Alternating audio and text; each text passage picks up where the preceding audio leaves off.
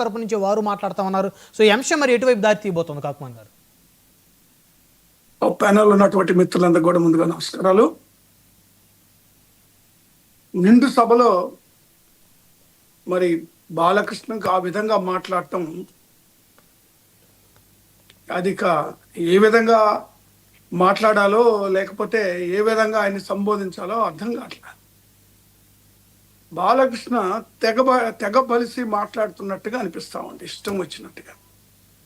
ఎందుకంటే ఒక సభలో పెద్దలు ఉండేటువంటిది, మరి ఒక గౌరవం అయినటువంటిది, ఒక దేవాలయం లాంటి అసెంబ్లీలో నిండు సభలో మరి మరి అటు చిరంజీవి గారిని మాట్లాడి ఇటు జగన్మోహన్ రెడ్డి గారిని మాట్లాడడం చూస్తూ ఉంటే ఆశ్చర్యం కలుగుతూ ఉంది. అంటే నోటికి ఏదొస్తే అది మాట్లాడటమే. కొద్దిగైనా ఆలోచన చేయాలి కదా, మనం అసెంబ్లీలో ఉన్నామా లేదా షూటింగ్లో ఉన్నామా అని ఇంగీత జ్ఞానం కూడా లేకుండా ఎప్పుడు ఏది పడితే అది. గతంలో కూడా అనేక సభల్లో మహిళల్ని కించపరిచి మాట్లాడినటువంటి పరిస్థితులు కూడా చూసాం.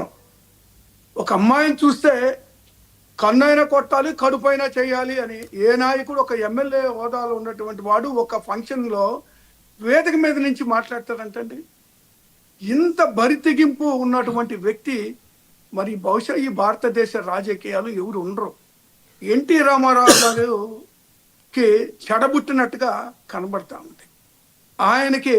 ఆయనకున్న కీర్తి భారతదేశ వ్యాప్తంగా, ఆయనకి తెలుగువారి ఆత్మ గౌరవానికి ప్రత్యేకమైనటువంటి ఎన్టీఆర్ గారికి పుట్టిన బిడ్డ అంటే మరి ఎవరు నమ్మలేనటువంటి పరిస్థితులు ఈ రోజు ఆయన వ్యవహరిస్తున్నారు గమనిస్తా ఉన్నారు. ఒకసారి కానీ మనం ఆలోచన చేస్తే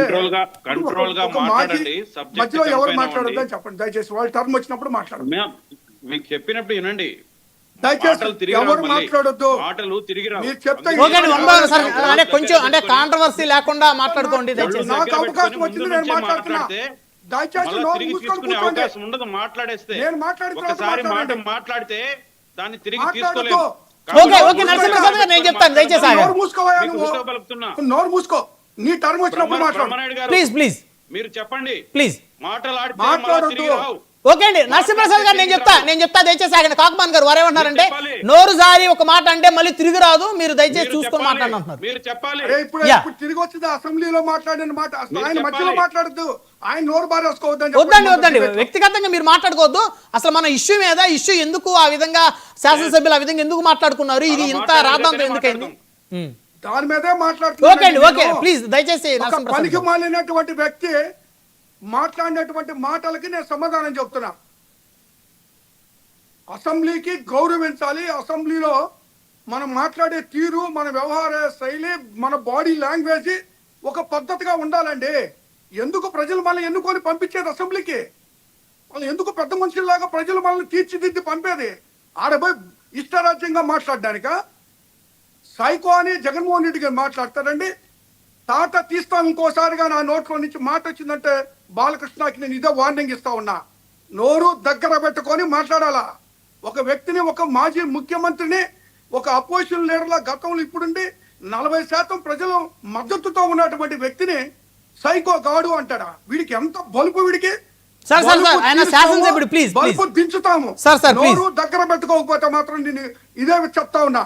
అది అలా ఉంచండి సార్. ఇప్పుడు ఒకటే సార్, జగన్మోహన్ రెడ్డి గారు అనేటువంటి వ్యక్తి ఆయన రియల్ హీరో, ఈయన రియల్ హీరో. అది గుర్తుపెట్టుకోవాలా. ఎందుకంటే ఇప్పుడు మనం ఏది పడితే అది మాట్లాడేస్తే అసలు సరిపోదు. నాకు ఆశ్చర్యం ఏంటంటే మరి చిరంజీవి వివాద రహితుడు. చిరంజీవి గారు అసలు ఒకళ్ళ జోలికి వెళ్ళే మనిషి కాదు, ఒకళ్ళు ఒక మాట అనేటువంటి వ్యక్తి కాదు. చిరంజీవి గారిని ఏం మాట్లాడారండి? చిరంజీవి గారిని మాట్లాడుతూ అంటే కూడా ఆశ్చర్యం కలిగించింది. అంతకన్నా ఆశ్చర్యం ఏంటంటే చిరంజీవి గారు మరి అన్నగారు, తమ్ముడు గారు అయినటువంటి మరి పవన్ కళ్యాణ్ గారి యొక్క జనసేన పార్టీలో మరి 20 మంది ఆడ ఎమ్మెల్యేలు ఆడ కూర్చొని ఒక్కళ్ళు మాట్లాడలేకపోయారంటే మంత్రులుగా ఉండి కూడా ఇంకా ఆశ్చర్యం కలుగుతా ఉంది. నిజంగా చిరంజీవి గారి మీద కానీ పవన్ కళ్యాణ్ గారి మీద కానీ అభిమానం ఉన్నా, లేదా నిజమైన అభిమానులు ఎవరైనా ఉంటే వెళ్ళి బాలకృష్ణ ఇంటికి వెళ్ళి బయటికి లాగి తన్నమనండి అన్న మాటకి. అప్పుడు ఒప్పుకోవచ్చు వాళ్ళు నిజమైన అభిమానులని. అప్పుడు ఎవరైనా అంగీకరిస్తారు ఆయన అన్న మాటలకి.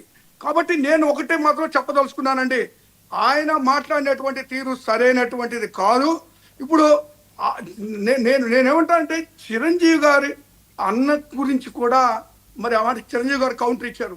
కాకపోతే నేను ఒకటి కోరుతున్నాను, చిరంజీవి గారు ఏదైతే పవన్ కళ్యాణ్ గారు కూడా ఆ రోజు ఎన్నికలకు ముందు 24 ఎన్నికలకు ముందు మరి జగన్మోహన్ రెడ్డి గారు చిరంజీవి గారిని అవమానించారు అని మాట్లాడి ఎన్నికల ప్రయోజనాలు పొంది మరి ఎన్నికల్లో కూడా విజయం సాధించారు కదా. ఇప్పుడు మాట్లాడాలి కదా, సమయం వచ్చింది కదా. ఇప్పుడు కూడా లొంగిపోయినటువంటి పరిస్థితి చూస్తుంటే ఆశ్చర్యం కలుగుతుంది.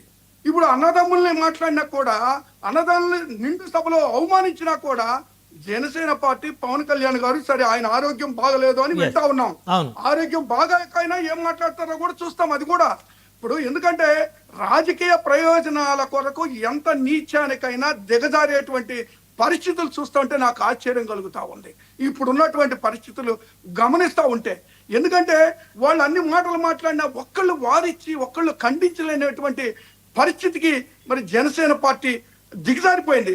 ఈ రోజు చూస్తూ ఉంటే మరి మనం ఇప్పుడు రాజధాని ప్రాంతాన్ని అరాచకాలకు అడ్డాగా మార్చి దాన్ని నాశనం చేశారు. మళ్ళీ ఇప్పుడు అసెంబ్లీలో కూడా దోపిడీదారులు, దౌర్జన్యకారులు, మర్డర్లు చేసేవాళ్ళు, మానభంగాలు చేసేవాళ్ళు, తప్పదాగి వచ్చేవాళ్ళు వీళ్ళందరూ కూడా ఈ రోజు అడ్డాగా అసెంబ్లీని మార్చుకుంటా ఉన్నారు. డోర్లు పెట్టాలా? అసెంబ్లీకి కూడా రక్షణ కల్పించాలా? అసెంబ్లీలో కూడా అరాచక శక్తులు రాకుండా చూడాలా? అసెంబ్లీకి ఎవరు తాగి రాకుండా చూడాలా? ఆ పరిస్థితుల నుంచి ముందు అసెంబ్లీని కాపాడుకోవాలి. సరే ఎవరు వచ్చారు తాగి అసెంబ్లీకి? ఎవరు వచ్చారు? ఎవరి మీద చేస్తారు? అధికారంలోకి వచ్చాక ఖచ్చితంగా మళ్ళీ మేము చూసుకోవాలి. అది వాళ్లే కాదు కదా, శాశ్వతంగా వాళ్లే ఉండరు కదా. అది అర్థం చేసుకోవాలని నేను కోరుతా ఉన్నా. నేను వీళ్ళు కాబట్టి వీళ్ళు ఎప్పటికైనా మారాలి, వీళ్ళ యొక్క విధానం మారాలి. వీళ్ళు చేస్తున్నటువంటి ఈ అరాచకాలకి సచ్చి పథకాలన్నీ నేను కోరుతా ఉన్నా. గౌరవంగా మాట్లాడండి, మేము గౌరవిస్తాం. మీరు అగౌరవంగా మాట్లాడితే అంతకు మించి మాట్లాడడానికి కూడా మేము వెనకాడే ప్రశ్న లేదు. ప్రశ్న లేదు.